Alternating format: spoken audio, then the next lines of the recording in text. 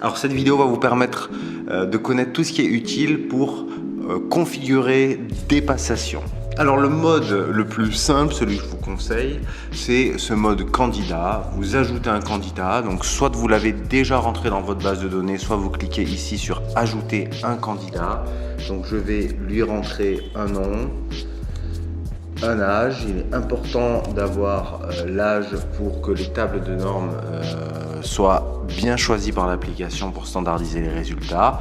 Et ensuite le genre. On peut aussi choisir les cases hommes ou femmes présumées qui permettent d'indiquer à l'application d'utiliser une table spécifique au genre si c'est pertinent, sans jamais que le genre ne soit accolé au profil. À droite, vous assignez un test. Alors là par exemple je vais utiliser le BIP qui est un test qui évalue la personnalité en contexte professionnel, et maintenant je peux soit débuter le test, donc dans ce cas là je clique ici et puis je passe l'ordinateur à mon candidat.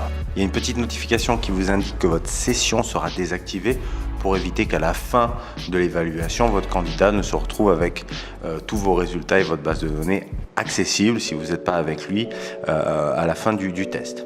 L'autre possibilité, c'est de générer un lien. Dans ce cas-là, ici, je vais avoir un lien que je peux transmettre au candidat par mail. Donc moi, j'ai toujours la possibilité, on va le voir par le journal, de suivre en temps réel tout ce qui se passe ou de recevoir des notifications. Donc c'est pertinent dans certains cadres d'envoyer ce lien de passation par mail. La personne ne sera pas loguée à votre compte, mais sur ce qu'on appelle notre player, et vos résultats seront disponibles dès la fin de la passation.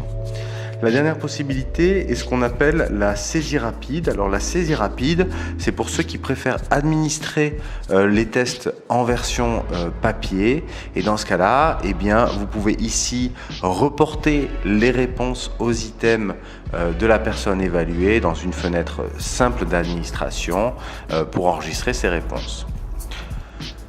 Donc voici les trois possibilités basiques pour pouvoir faire passer un test. Vous avez ici un mode que vous pouvez passer en mode test en série, qui vous permet par exemple ici de créer un lien qui est valable pour 1, 2, 3, 10, 100 personnes. Je choisis quelques questions à poser à la personne avant qu'elle n'accède au questionnaire pour créer son profil dans ma base de données. Donc par exemple ici j'ai demandé le genre, l'âge ainsi qu'un nom et prénom. J'ai une première base de renseignements sociodémographiques basiques dans l'application, et vous pouvez dans les paramètres ajouter le nombre de questions que vous souhaitez si vous voulez avoir des informations complémentaires quant à la personne que vous évaluez. Je vous indique, il est nécessaire soit de recueillir le nom et prénom, soit le code individuel si vous souhaitez une évaluation anonyme. Donc je choisis les questions à demander pour le recueil sociodémographique, je choisis le nombre d'ouvertures possibles pour le lien que je suis en train de créer, j'assigne un test, je change un peu, on va utiliser le D2R, et dans ce cas-là, j'ai un lien qu'il est possible d'envoyer à 16 personnes différentes afin qu'elles puissent passer le D2R. Petite astuce, vous pouvez aussi donner un titre lié à cette série d'évaluations, et lorsque vous consulterez les résultats, toutes les évaluations liées à ce lien seront rangées dans un même groupe, donc ce sera peut-être plus confortable pour pouvoir ensuite créer les rapports ou comparer même les profils si c'est pertinent de le faire pour cette série d'évaluations.